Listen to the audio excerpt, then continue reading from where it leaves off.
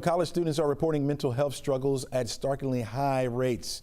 Yet, many still face barriers in getting help. A report from UnitedHealthcare found roughly 2/3 of college students this year reported experiencing a mental or behavioral health concern. Nearly 9 in 10 students with suicidal thoughts had doubts that they'd graduate on time, compared to just 30% of students without mental health concerns.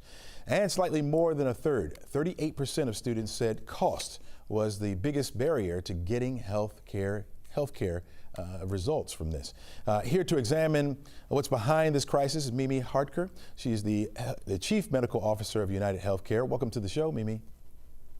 Thank you. Thank you very much. All right, we have those numbers right there. Nearly 2/3 of college students reporting some kind of health, struggle, mental health struggle. What does that tell you about the state of young people well-being today?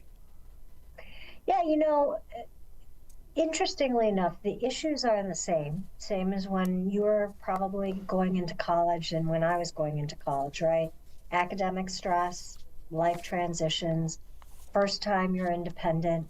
But what is a little bit more concerning is things have gotten more serious. If you are diagnosed with a mental health issue, or if you have one, it tends to be a little bit worse, right? So eating disorders, substance abuse, suicide.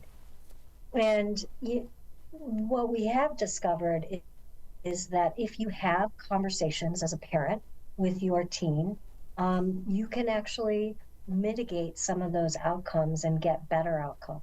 Yeah, it feels new to me, right? Would you say this is kind of a generational shift, or has it always been there even when we were younger, but it's been hidden? Correct. I think it's just more prevalent, and it's actually coming out a little bit more. Mm-hmm.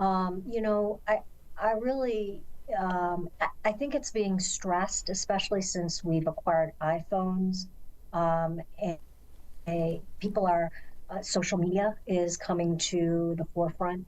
So I think it is being seen more often than before. Yeah. Maybe do you think students are feeling like they should be able to handle it on their own?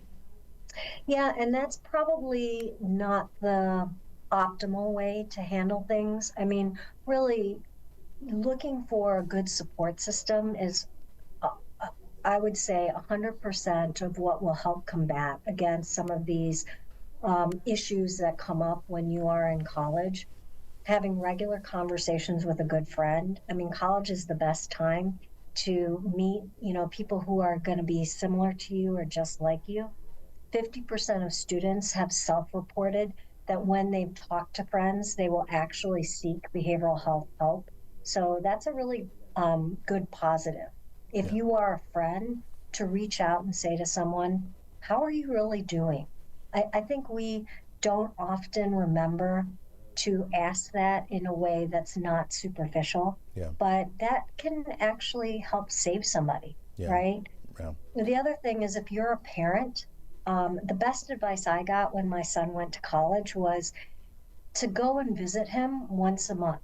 Now, he lived far enough away that was not possible, but I did try and go out there every 6 weeks. But even having regular phone calls with your child when they're in college can help, because you're a touch point for them.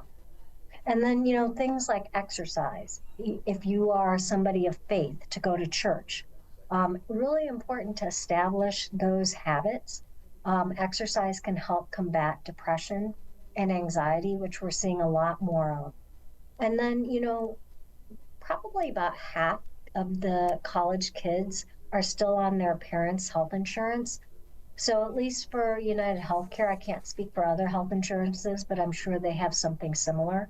We have apps, digital apps, for example, the Calm app, which you can use to, it sounds like what it is, help calm yourself. They have meditation and things like that. And we also have behavioral coaching, right?